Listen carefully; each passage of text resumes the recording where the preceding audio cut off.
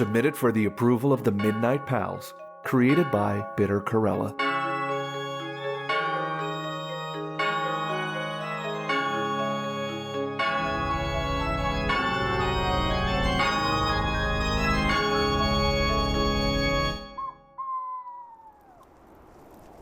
I'm cold.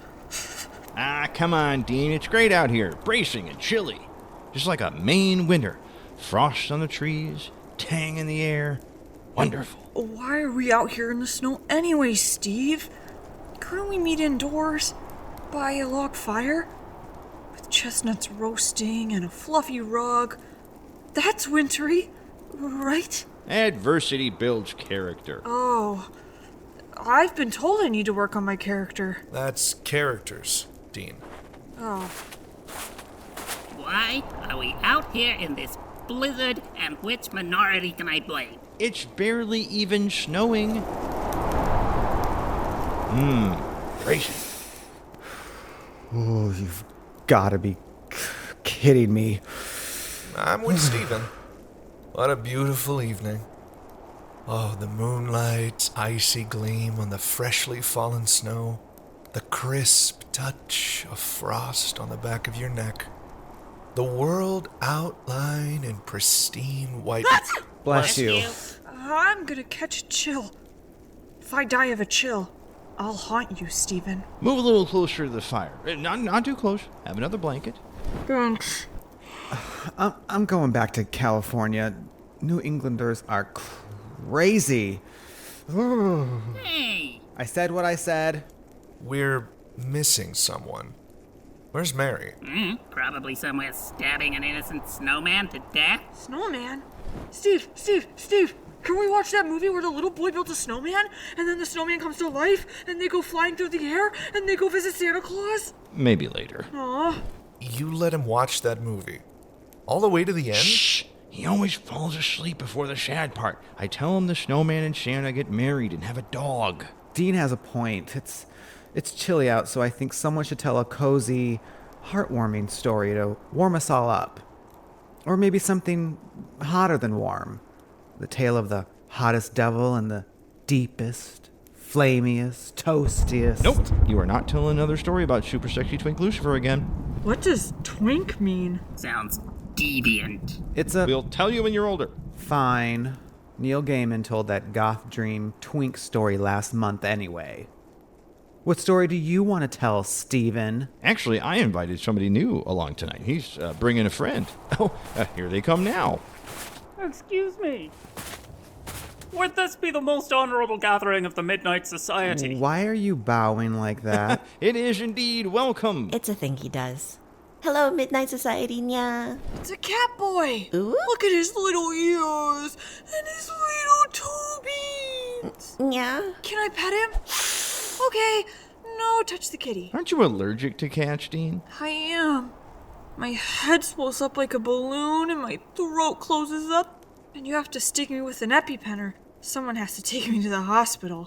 We have not made proper introductions. Greetings to you, Midnight Society. Thank you for inviting us to your very chilly fireside to tell you a story. I am Lafcadio Hearn, and this catboy is Junji Ito. Head like a balloon, you say? Steve, you invited weebs? Shouldn't they be over at the super happy magical adventure fun time club campfire or something? Yeah, these are horror weebs, Clive. Lafcadio has published 2 volumes of Japanese ghost stories translated into English, and Junji writes horror manga about holes and spirals and people with messed up faces. The world is very scary, uwu. So I draw pictures about it. Horrible pictures. Okay, one weeb and one actual Japanese guy in kitty ears who looks like he'd cry if you looked at him the wrong way. Please don't look at me the wrong way. Cool. Did I do something wrong? What did I do? Uwu. Lafcadio, was it? Aren't you cold in that kimono? Kimono?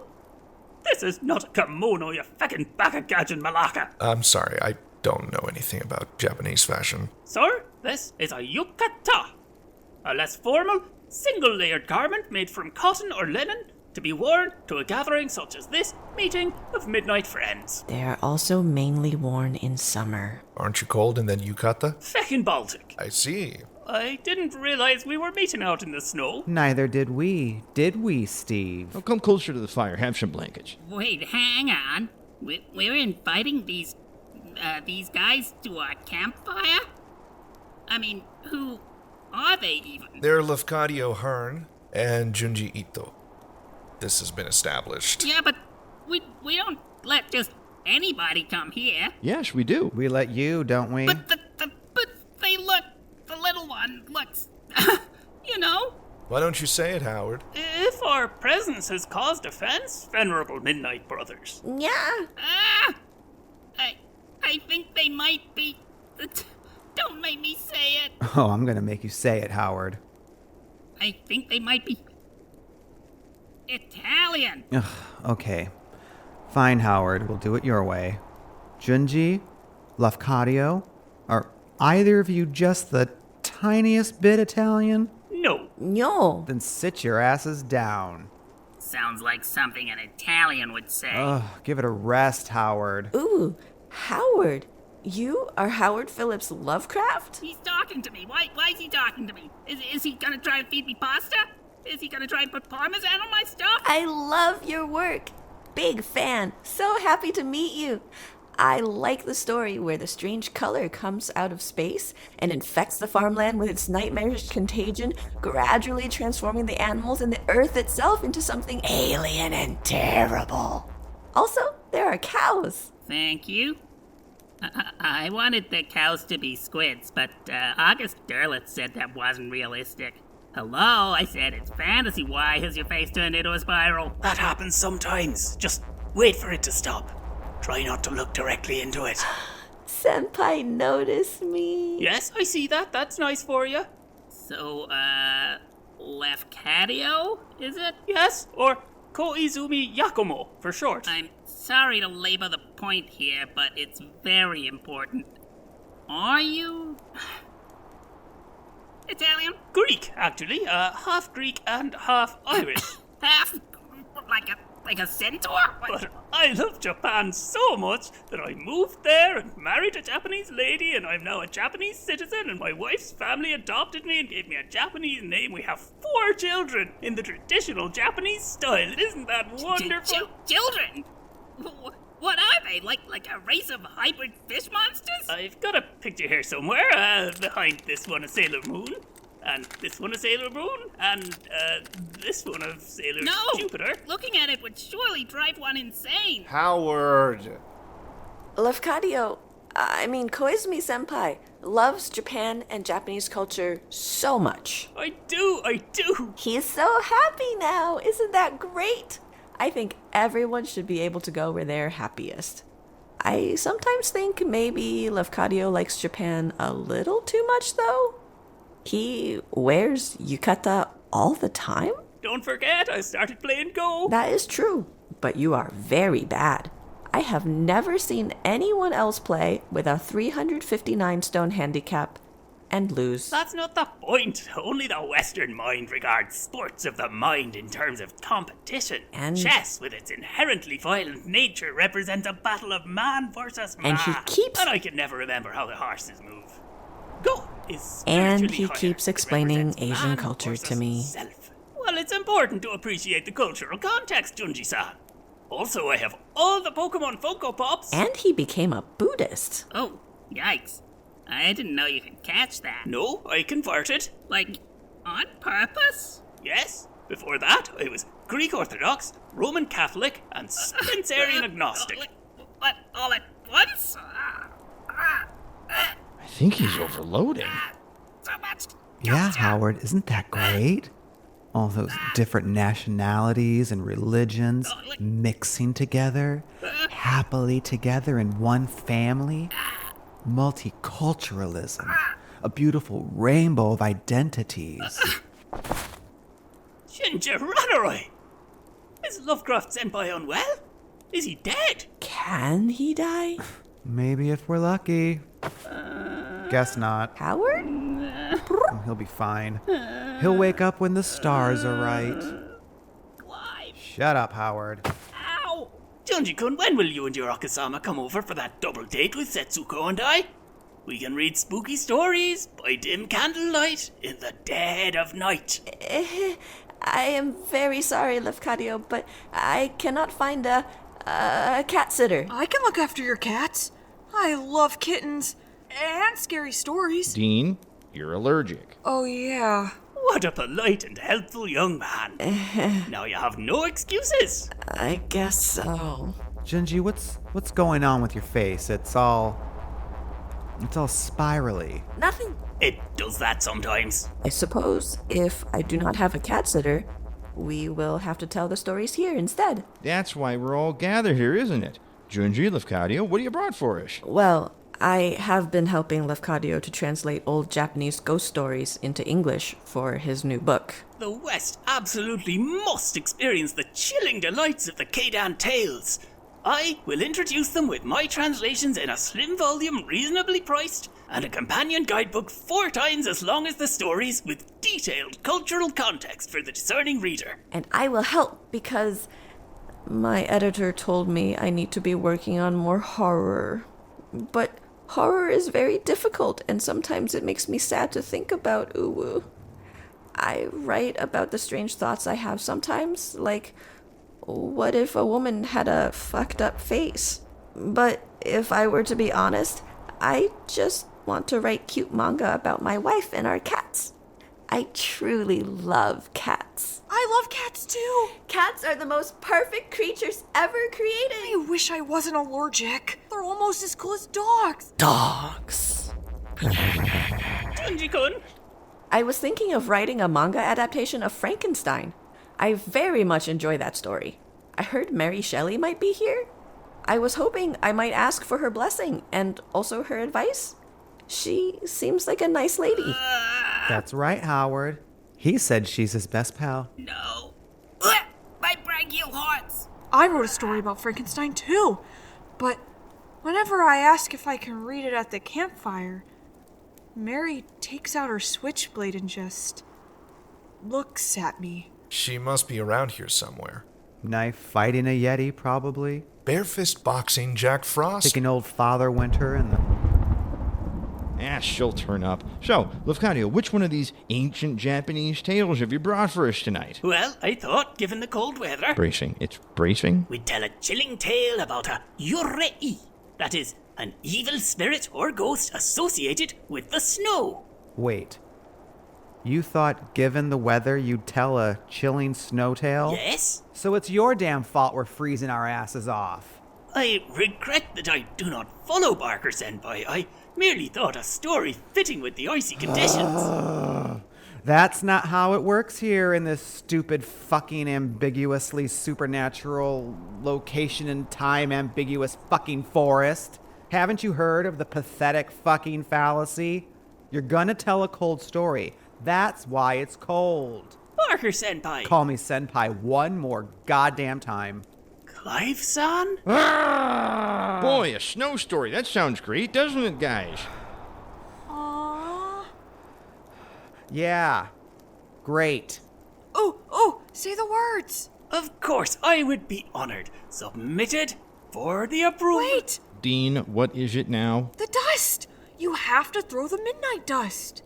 I had it right here. Wait a second. I think it's down behind... Oh, yep. I found it. Oh, shoot. It's frozen.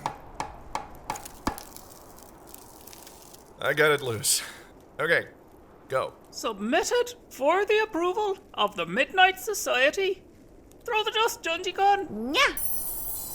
We call this story Yuki Onna no Monogatari. I don't understand. English, Lafcadio. Oh, yes, of course, English. Apologies, I'm so used to reading these in the original language. They really are so much more poetic in the original Japanese, but I'll go again. Translate for me, Junji-kun. Submitted for the approval of the Midnight Society, we call this story Yuki Onna na Monogatari. Or The Tale of the Snow Woman. Snow woman? Hey, like the snowman. I don't think so. It doesn't sound like it. Aw. You're doing that stretchy, fucked up thing with your face again, Junji. Apologies. Our tale begins within the thick and defensible walls of the ancient castle of the Fujiwara clan, one of the great samurai clans of the Heian period. Lord Fujiwara, that great hero of the period well known in tale and legend, was within. He was relaxing in the onsen, that's the hot spring, in the beautiful gardens in his castle grounds, after a hard day of defeating his enemies in battle. きしむ体に湯がしみるわ。 Lafcadio, I'm afraid none of us speak Japanese. Sure. That's why Junji here is going to write out subtitles for you all to read in real time, right, Junji-kun? What? No. Please just tell it in English. Seriously? Huh. You know dubs could never truly portray the intent of the original. Oh, your face has gone spirally again. This warm water feels so good on my aching body. I am so very exhausted after defeating 500 of my enemies in single combat with only my trusty sword and 500 of my closest companions. Tomorrow I will be very sore. Ho ho! Okay, maybe this isn't so bad. Buff warrior, half naked in a hot spring. Half naked? The cultivated Japanese mind does not share the Westerner's prudish hang-ups about nudity. Lord Fujiwara was fully naked. Oh, really? Sure he was.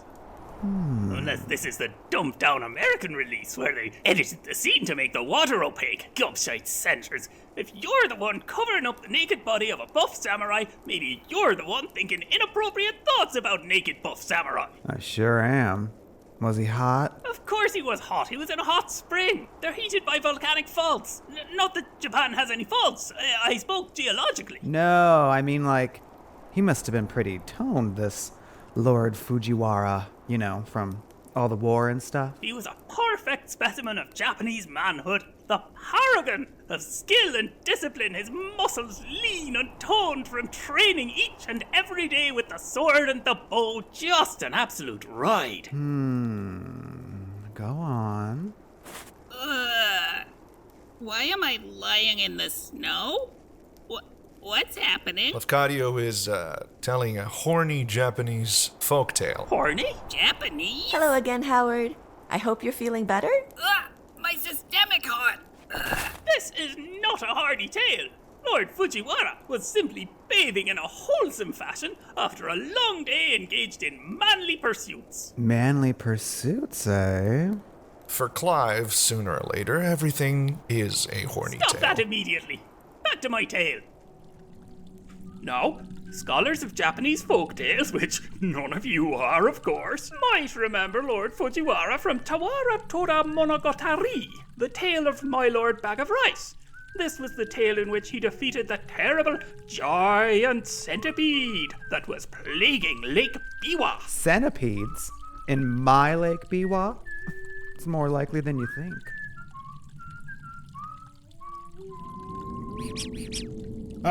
The turbulent surface of the water of this hot and strangely opaque spring pool. Feck. Could we find the Viz release instead?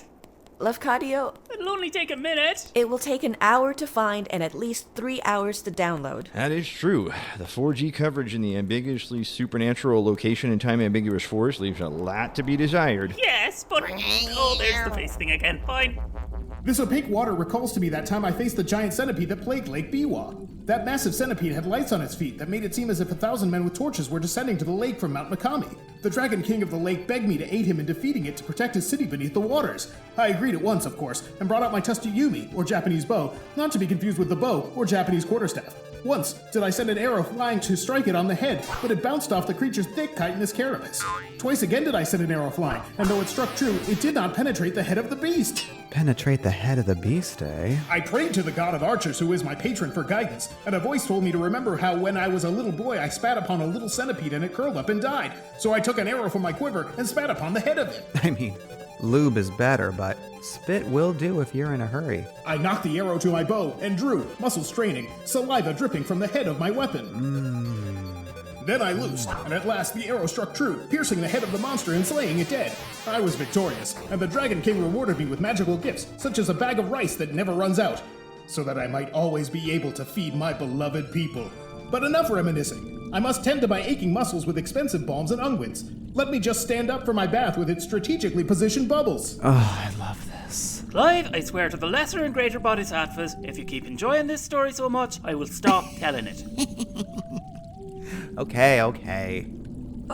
When does the snowman show up? You mean the snow woman? Yeah, the snow woman. I guess we'll get to it? Yes, we will. Have patience, Dean-san.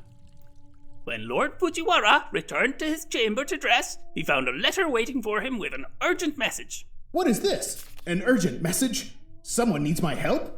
The letter was elaborately folded, as was the courtly tradition in that period. Why, this is the seal of the Minamoto clan. A fine piece of origami. The best I can do is a pigeon. No wonder the Minamoto are our closest rivals for the imperial throne. Along with the Taira and Tachibana clans. There must be a great need indeed for the Minamoto to seek the help of my clan. Got it. Most honored Lord Fujiwara. Honored Lord Fujiwara, hero of Heian, I am writing to you to seek your help. My people are being tormented by an evil spirit, a snow woman who steals children and freezes travelers to death on the road. I have sent my strongest warriors to fight her, but none have returned alive. I don't know what to do. Please help. Love and kisses, Lady Minamoto. This could be a trap set by my rivals, but I cannot refuse to help a lady in distress, especially one who sends her letters with expensive perfume. Servants, fetch my weapons, and my armor, and my magnificent horse! Lord Fujiwara's armor was the Oyoroi suit, typical of the period, made of hundreds of individually lacquered scales and designed to be light for horseback archery. It was the magical armor granted to him by the Dragon King of Lake Biwa. He was also given a fine set of swords as a reward for his heroism.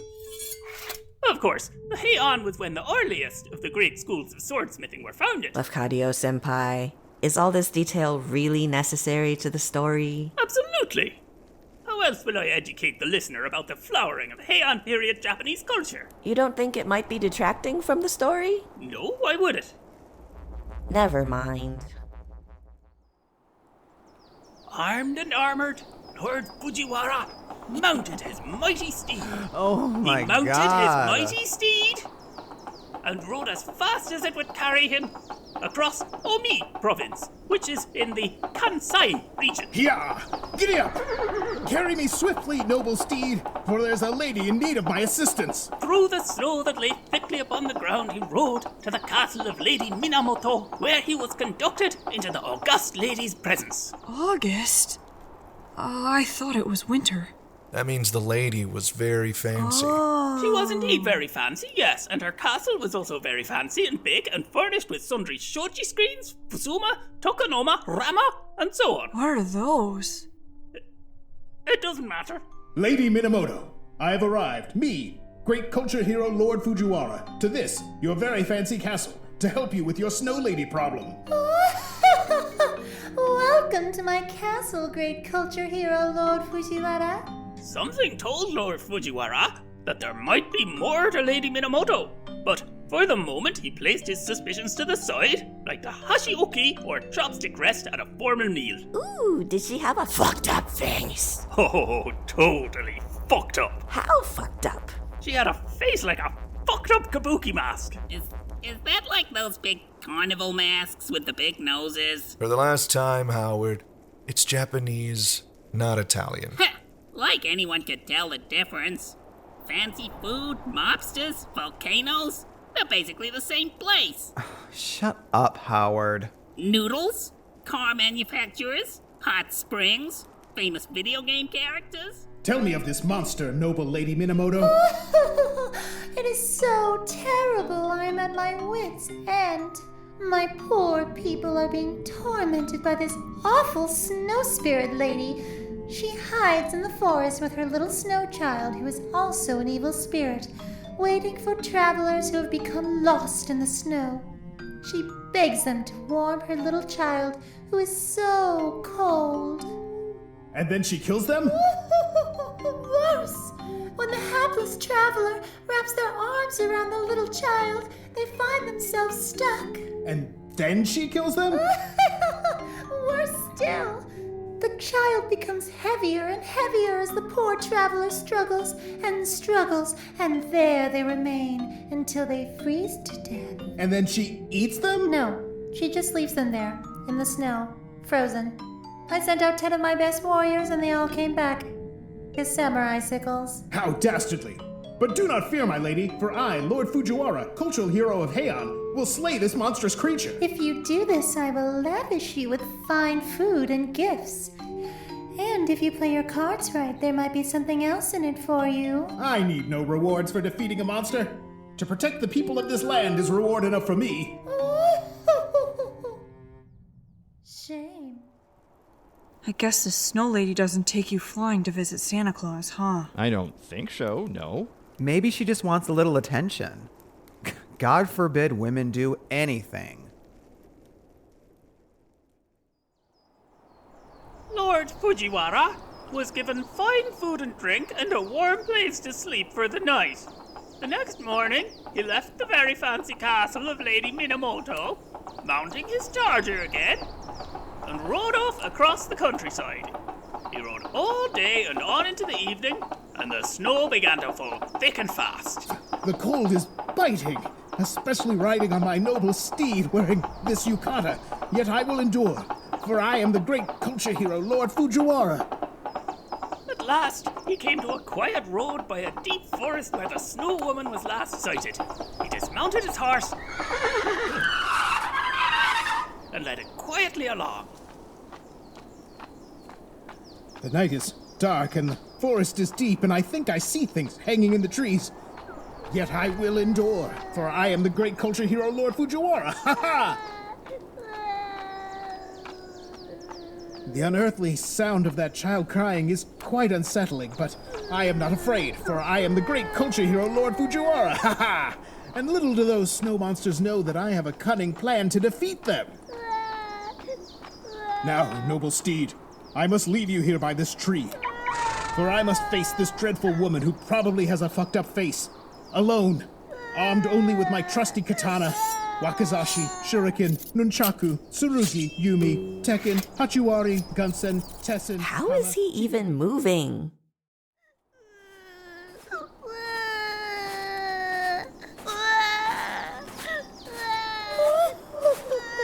Please help me, noble stranger, for my little child is so very cold, and I cannot keep her warm. Please carry her away in your big, strong arms to your castle, where she can be toasty warm. Very cold, mister. Certainly I will carry your poor frozen child to my castle. Little do they know about my cunning plan. Please give me a hug. Come to my arms, small child, who I see now also has a kind of fucked up face. Little do they know I intend to place between my teeth my faithful Tonto, which is a short sword style, a little too late for this period, but is being included for artistic license. It was gifted to me by the Dragon King of Lake Biwa, as was mentioned earlier. It is made of... Ouch. I will place it between my teeth with the blade facing outwards this time. I regret my decisions. Nevertheless, come to me, little child, and I shall warm you.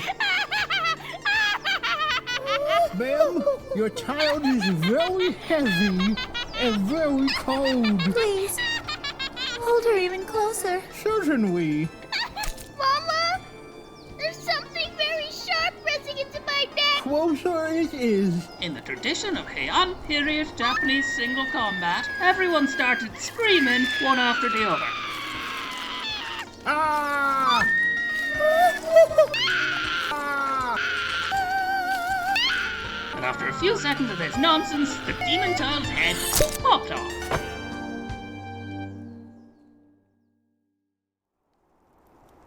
Wow, that got kind of bloody all of a sudden. I don't like this story. I wanted the one with the little boy singing about walking in the air and going to meet Santa Claus. I don't like it either. Is that because it's Japanese? Maybe. Well, that doesn't make any sense at all. Anyway, back to the story. The blade clutched between Lord Fujiwara's teeth, had sliced the head clean off the giant spirit and freed him from its evil power. Aha! I am free from your evil power, sorceress. My baby! You decapitated my baby! Lies and falsehoods. That was no child, but an evil spirit in the shape of a child. I have foiled your evil plan to slay me, Snow Woman. Now face your doom! Foolish mortal, you cannot defeat me with mere weapons. Curses! The witch has vanished! Can it be? Lord Fujiwara has... failed? No. This is not finished yet, for I have... a suspicion. Is it that Lady Minamoto is the Snow Woman? Clive, spoilers! They have the same laugh and the same voice actor. All will become clear as Lord Fujiwara returns to the castle. I return in shame to your castle, my lady, for whilst I have slain the Snow Woman's child, I have failed to slay the Snow Woman herself. Sucks for you. Now you must commit seppuku in shame. Perhaps I might. Or perhaps you should reveal your true self, Snow Woman, evil witch and sorceress. Oh my goodness! She was the Snow Woman all along? Gosh. Unknown to Fujiwara, Lady Minamoto is secretly You've got to be kidding me. the Snow Woman, who ran away from home years ago and now freezes travelers under the name Racer X. Yes, it is I, Lady Minamoto. I was a Snow Woman all along, and I would have destroyed you, Lord Fujiwara, if you had not been so cunning. Curse you for your bravery and cleverness. Face me in battle, evil spirit. Foolish mortal, your weapons cannot harm me. Ah, but my weapons are not of the mortal world, for they were given to me as a gift by the Dragon King of Lake... Yeah, we know this part. Centipede, arrows... Spit dripping from the head of his weapon. Clive... You can never defeat me. Ah! Ah! Ah!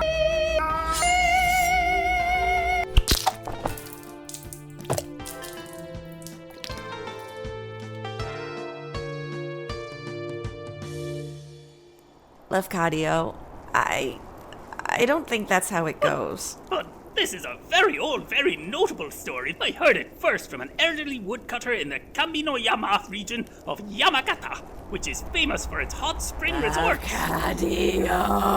His face is all fucked up again. Now, Junji-kun, calm down. Try this Buddhist breathing technique that I learned from a Zen master at the Ryonji Monastery. No more hygiene splaining.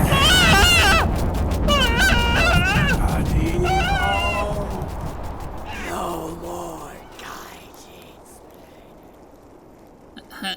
Have the Italians gone? I think so?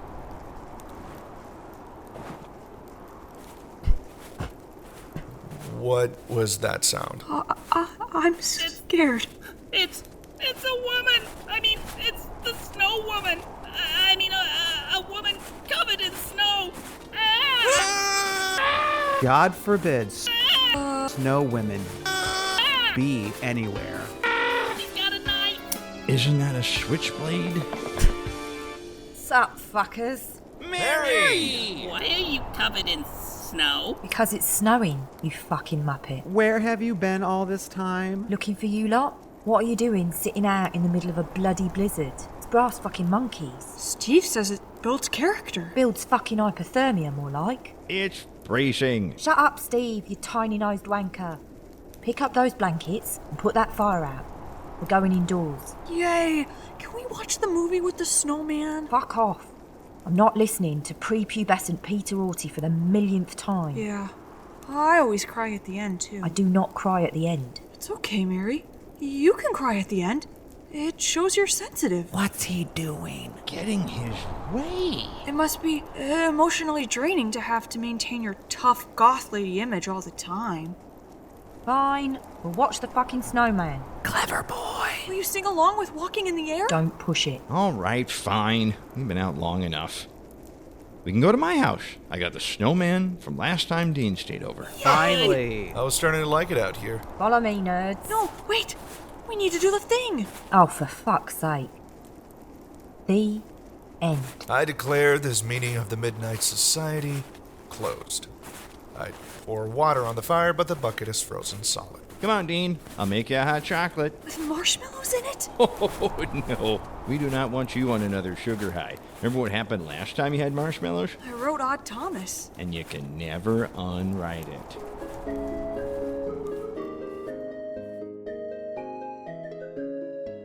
Submitted for the approval of the Midnight Pals starred Rodrigo Borges as Edgar Allan Poe, Rebecca D'Souza as Mary Shelley, Sister Indica as Clive Barker, RODRIGO Montgomery as Dean Koontz, Jason Robinson as Stephen King, and Robin Johnson as H.P. Lovecraft and Lafcadio Hearn, with Tennis Tang as Junji Ito and Osamu Tezuka, John Gutierrez as Lord Fujiwara, Nicoletta Giuseppe as Lady Minamoto, Chibi as the Snow Child, Loretta Chang as Naoko Takeuchi, and John Serrano as Kota Hirano. The script was written by Lou Sutcliffe and edited by Robin Johnson and Bitter Corella. Production and music were by Robin Johnson. Daisy McNamara was an audio consultant. The Japanese sensitivity reader was Minori Kato Hopkins, and the Irish accent and swearing consultant was Lizelle Nicolavian. Submitted for the approval of the Midnight Pals is created by Bitter Corella. All characters are fictitious, especially the real ones. If you've enjoyed this episode, please consider leaving us a rating or review on Apple Podcasts, Spotify, or your favorite podcast platform. Subscribe to Submitted for the approval of the Midnight Pals wherever you find podcasts, or find us at midnightpals.com. Meanwhile, at Super Happy Magical Fun Time Adventure Club... Please, could you pass the chicken skewers, Tezuka-sama? Here you are, Naoko-chan. Where is Junji Ito-kun tonight? I miss his little paws. What are you drawing, Kota-san? Is it more big titty women holding huge and very accurately drawn guns?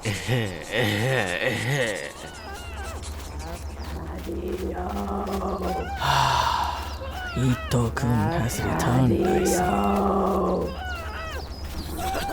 Once again, we must transform into our magical forms and subdue him. In the name of the Phoenix. In the name of the moon! In the name of big titty women with huge guns!